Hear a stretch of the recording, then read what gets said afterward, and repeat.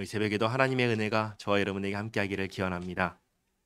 민수기 7장은 지휘관들이 하나님께 헌물을 드리는 내용입니다.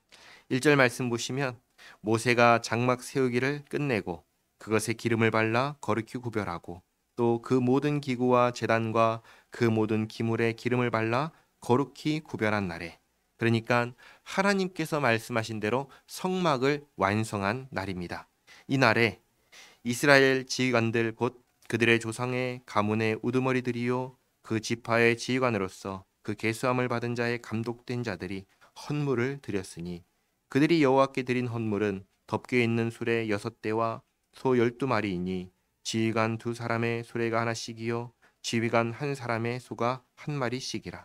그것들을 장막 앞에 드린지라. 성막은 이제 완성을 했습니다.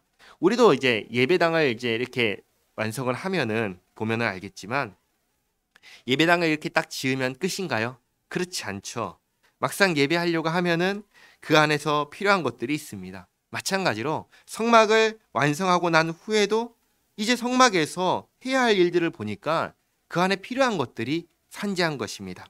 그 필요를 누가 채워주느냐라고 했을 때 제사장이 이것을 채울 수 있느냐 이 질문을 할 수가 있는 것이죠. 제사장이 채울 수가 없습니다. 왜냐하면 이때의 제사장 그리고 레위 가문에게 허락한 소유는 이 성막이 전부였습니다.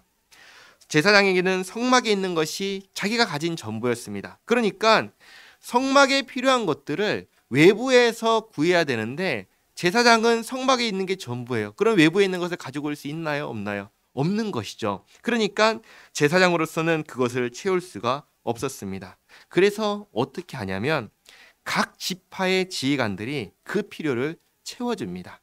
각 가문의 대표가 필요한 것들을 가지고 옵니다. 그래서 4절 말씀에 여호와께서 모세에게 말씀하여 이르시되 그것을 그들에게서 받아 레위인에게 주어 각기 직임대로 회막 봉사에 쓰게 할지니라. 그걸 다 가지고 와서 어디서 쓰게 하시죠? 회막에서, 성막에서 쓰는 것입니다. 그래서 6절에 모세가 수레와 소를 받아 레위인에게 주었으니 곧 게르손 자손들에게는 그들의 직임대로 수레 둘과 소 4마리를 주었고 므라리 자손들에게는 그들의 직임대로 수레넷과 소 8마리를 주고 제사장 아론의 아들 이다말에게 감독하게 하였으나 고앗 자손에게는 주지 아니하였으니 그들의 성소의 직임은 그 어깨로 매는 일을 하는 까닭이었더라. 오늘 이렇게 각 가문의 지휘관들이 가지고 온 것들은 언제 쓰냐면 여기 보시면 이동할 때에 다 쓰는 것입니다. 고앗 자손은 지성물을 어깨에 메고 운반하니까 주지 않았습니다. 그러나 게르손 자손과 므라리 자손은 성막 기둥부터 시작해서 모든 외적인 물건들을 다 옮겨야 되니까 이동할 때 그러니까 수레와 소를 나눠 주었습니다. 이렇게 운반과 관련된 필요를 각 가문의 지휘관들이 다 제공을 한 겁니다. 그리고 10절과 11절 말씀 보시면 제단에 기름을 바르던 날에 지휘관들이 제단의 봉헌을 위하여 헌물을 가져다가 그 헌물을 제단 앞에 드리니라. 여호와께서 모세에게 이르시기를 지휘관들은 하루 1사람씩 제단의 봉헌물을 드릴지니라 하셨더라. 이 10절 이하에 말하는 헌물은 이 앞에서 말했던 헌물하고는 다른 성격의 헌물입니다. 2절과 3절에서 있던 헌물은 자발적으로 각 지파의 지휘관들이 가지고 온 헌물이었다면 10절 이하의 헌물은 하나님께서 명하신 헌물입니다. 내일 무엇을 얼마나 헌물하라고 하시는지 나오는데 중요한 것은 이것입니다. 무엇인가? 헌물한다는 것은 무슨 의미냐면 내 것을 드린다는 것입니다. 내 것을 드린다는 것은 다르게 말하면 나를 드린다는 것입니다. 그래서 이것은 나의 신앙의 고백이 되는 것입니다. 어떤 고백이냐? 내가 가진 모든 것은 다 하나님께서 주셨습니다. 내가 가진 모든 것의 주인은 내가 아니라 하나님이십니다. 하나님의 것이오니 하나님의 뜻대로 사용하시옵소서. 하나님께서 달라고 하시면 기쁜 마음으로 드리겠습니다.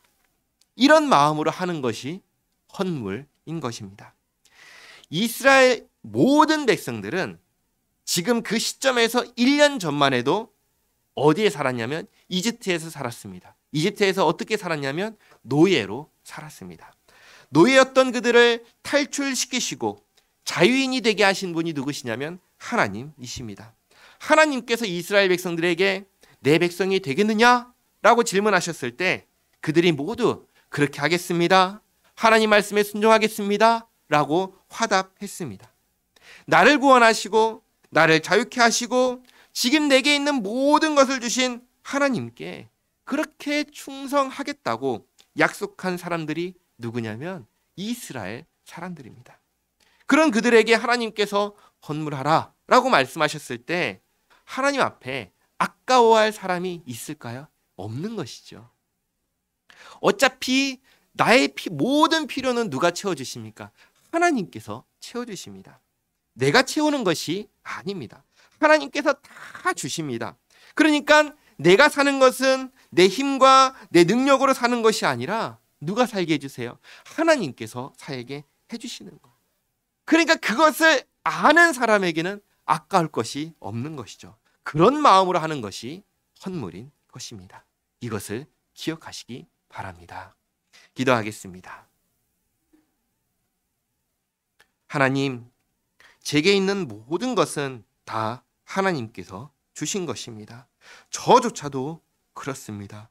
죄와 사망의 권세 아래 종노릇하던 저희를 구원하신 은혜를 기억합니다. 살려주시고 또 살게 하시는 은혜를 기억합니다. 하나님, 제게 있는 모든 것이 다 하나님의 것이니 하나님의 뜻대로 사용하여 주시옵소서. 저희의 삶을 사용하셔서 주님의 영광을 나타내옵소서. 예수님의 이름으로 기도하옵나이다. 아멘.